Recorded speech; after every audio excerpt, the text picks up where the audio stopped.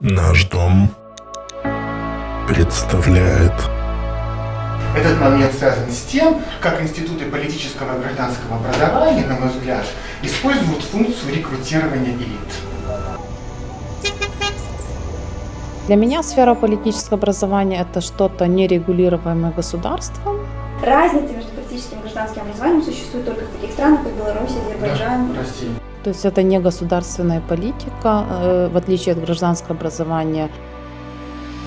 Это больше все-таки образование, которое проводят политические партии, активистские организации, которая должна нести за собой какую-то идеологию. Лидирование не записывают? Да. Ну просто это та группа, которая... Меня зовут Ярина, я с Украины. Меня зовут Женя, я из Витебска, Беларусь. Меня зовут Виктория Феофилова. Я глава общественной организации «Молодая Черкащина». Меня зовут Катя Трофимова. Вы помните меня из серии семинаров «Белая ворона». Меня зовут Ольга Карач, я из Беларуси. Я руководитель Международного центра гражданских инициатив «Наш дом». Живу во Львове, занимаюсь внедрением гражданского образования и молодежной работы в Украине. Занимаюсь поддержкой женщин, правозащитниц или журналистов, всех тех, кто хочет участвовать в сфере публичного, но иногда это не совсем безопасное занятие, и пространство не всегда комфортное. Работаю в программе «Молодежные работники», также в реабилитационном пакете реформ, в группе, которая реформирует молодежную политику. То, что сейчас происходит за вот этой стеклянной стеной, это историческое событие. Я присутствую на встрече группы по политическому образованию международной сети организаций, которые занимаются гражданским образованием в странах Восточной Европы. Сеть называется ИДС. И сейчас мы будем проектировать программу политического гражданского образования.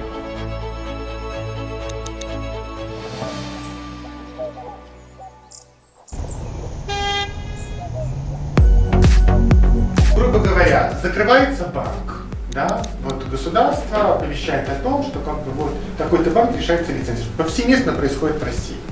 Происходило в последние годы. Да? Что происходит у человека с потенциалом, гражданина с потенциалом, да? Он знает о том, что у него есть легальное право обратиться с определенными документами в определенную институцию о том, чтобы его вклад, который был застрахован, гарантирован государством, был возвращен в том или ином объеме. Так?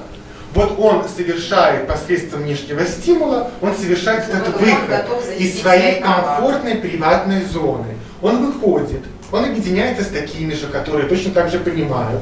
Они идут, подают, используют, возможно, обращаются там к профессионалу, например, да, клинике придут и скажут, вот мы хотим то-то, то-то. Нам скажут, вы должны то-то, объединиться, оформиться, засвидетельствоваться, и вы можете использовать такие-то и такие-то инструменты воздействия. В украинском случае это очень большой выбор, там в авторитарных это вот такой. Да? Это существенная разница все-таки. И мы видим, как вот человек, гражданин с потенциалом, становится там активным гражданином. Он совершает этот шаг. Это, конечно, идеальная версия того, да? Но это то, с чем мы сталкиваемся в нашем белорусском контексте. Потому что зона политического или поле политического, оно сильно санкционировано. Это область зла, не добра. И в нее никто просто так не пойдет. У нас в Украине есть такие примеры. У нас и политические партии начали заниматься более устойчивыми образовательными программами. Есть активистские организации, которые работают в своем направлении. И очень много адвокационных инициатив, где граждане влияют на конкретную сферу политики. Это может быть здравоохранение, ЖКХ, образование, социальная политика. Школа женщин-политиков, школа женщин-местных депутатов. То есть на самом деле сейчас много. То есть это такие, вот эти все, это которые более 10 лет работают. Так нормально работаешь. Ты можешь сказать, что у них есть какие-то наработки. И эта часть адвокаси, она для меня наиболее смежная с гражданским образованием, и об этом стоит говорить, и, наверное, в разных странах будут какие-то точки соприкосновения, именно как граждане участвуют в политическом процессе с точки зрения принятия решений в конкретной сфере политики. Смотрели, что человека мотивирует к политическому участию. Да? То есть это пошло. А что читали?